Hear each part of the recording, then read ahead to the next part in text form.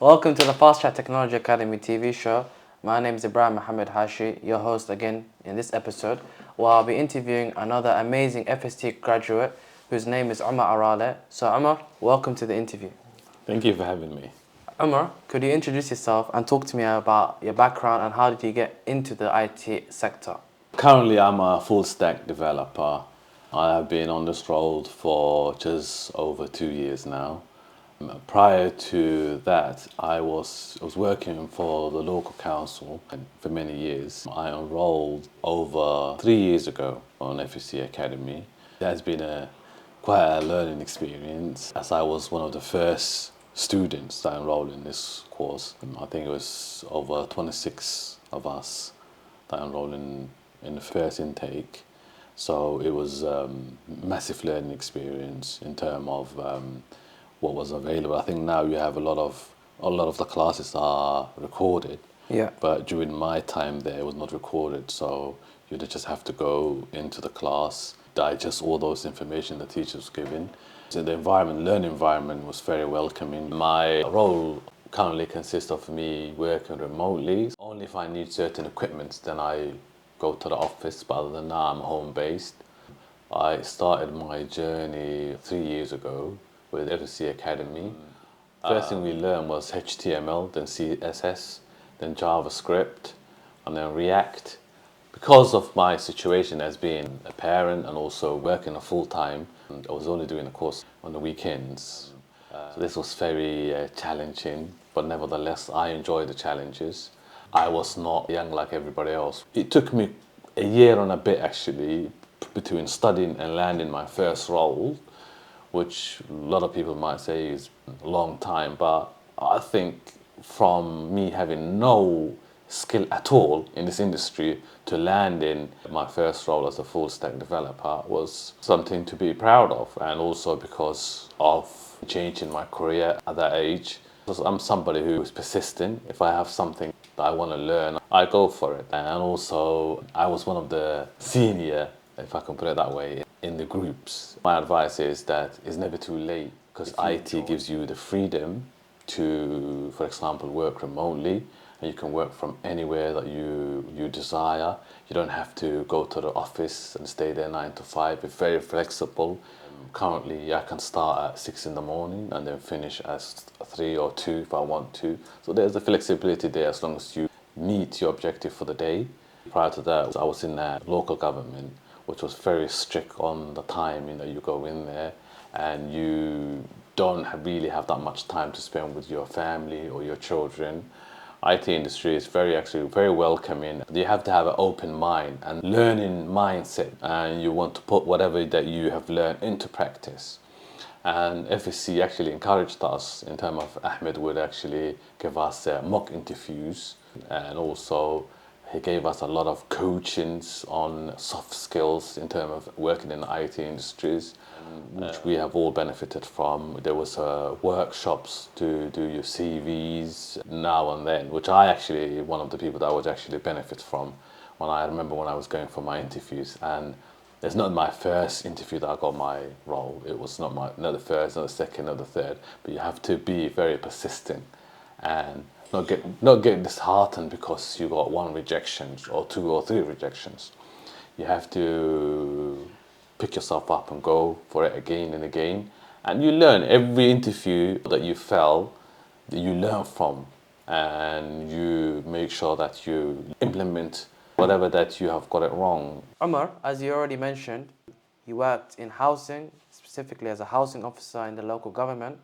So I just want to know what motivated you and why did you switch from that sector into the IT industry?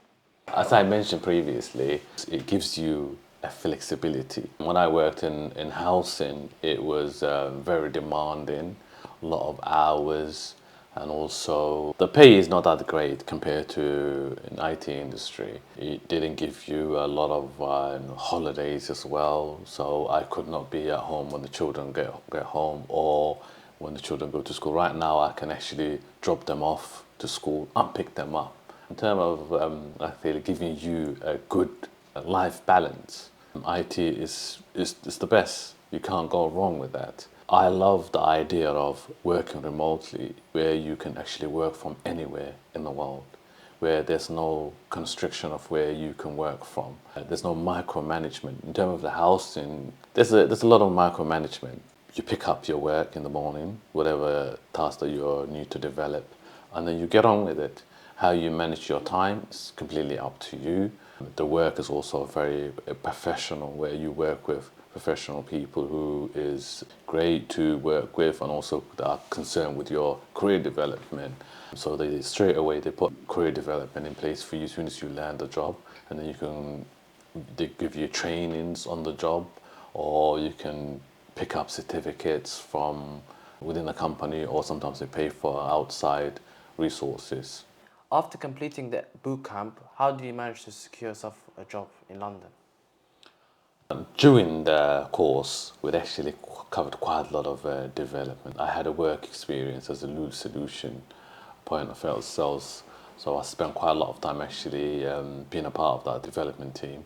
And so I had quite a lot of experience in terms of practical experience that I had, Yeah. which I could implement on my first job. And some of the things that I implemented or tasks that they wanted me to work on was quite similar to the work that we did with Lose Solution. There was quite a bit of challenges here and there, but because of how wide and varied the bootcamp was, that we covered almost every angle from in terms of development. But also, when you learn on your first job, that you're not going to be just left to your own device.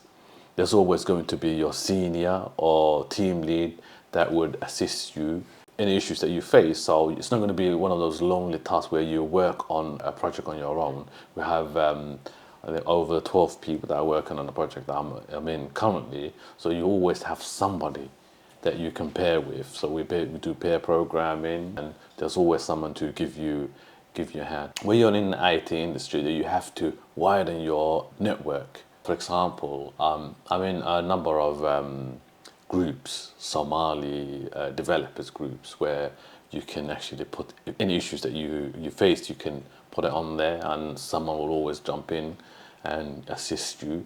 But you have to have that mindset of Going out there. you're going out there and speaking to people, and also you have to go for it. You will never find out how good you are until you actually apply yourself. You actually do not appreciate what you have learned until you are in the job, Yeah. and then you are facing a task to complete. Then all those things will flood in that you have learned in the boot camp. You say, "Oh, I have done this. I've done this before. I've done that before." It varies. It's very wide field, so you have to hone your skills onto something and say, "This is what I'm gonna learn, and this is how I'm gonna implement." You have to have a roadmap. Otherwise, you get lost. You learn this language, you learn that language. If you don't mind me jumping in, so what you learned previously, and I know Ahmed's Bootcamp, FST Academy, you learned HTML, CSS, JavaScript. So when you joined a new company and you were told to learn C Sharp, I'm guessing it wasn't too difficult to pick up. No, it wasn't too difficult to pick up, but because when you're picking up a brand new language Yeah. that you're not familiar with, they're not going to just chuck you in the deep end. Of course. They give you a time to train. I had to tell my manager that this is something that's new to me, and I need to pick up a few courses. Would you be allowing me to just say 1 day a week spent on learning that, and what learning materials do they provide? Yeah. Certification specifically, and you have to have that mindset of asking for things. You mentioned you applied for full stack developer position, and off camera, I know you personally, you have mentioned to me as well, you were trained as a front end developer. So I just want to know, how did you manage to also pick up the back end aspect of it? And also if you can expand on the methodologies, like what you learned at Loose Solutions and FST, how was that also applicable in the job that you have? On the interview process, this question was put to me that your experience is mainly on the front end, and we're looking for full stack developer. Yeah. But then I explained to them that my ultimate goal is to become a full stack developer, and provided that there is the opportunity to learn, I'm willing to learn and become a full stack developer. So I just explained to them that this is my ultimate goal, is to become a full stack developer. And from the beginning, this was my objective. and I was given the opportunity, I was given the role, and I took it from there. The back end, we currently use .NET framework, so I had to learn C Sharp. We were given the time to learn, and also because you're also working on a live project, Yeah. that you have that exposure to actually see implement certain changes, so you learn from that as well. In terms of the methodology we use, we work on the Kanban agile methodologies. Now that you are a full stack developer, Omar, what advice would you give to someone looking to take the road that you took? I would say first thing and foremost is that you need to actually be clear about what your end goal is Yeah. and what you want to achieve when you finish this boot camp. My advice is you will never know until you try. There's no point doubting yourself and saying if and what. Go for it. And you might enjoy it and you might land your dream job at the end. But you believe me, whether you land your first job or not, you will learn a lot. And in life, you have to take a risk.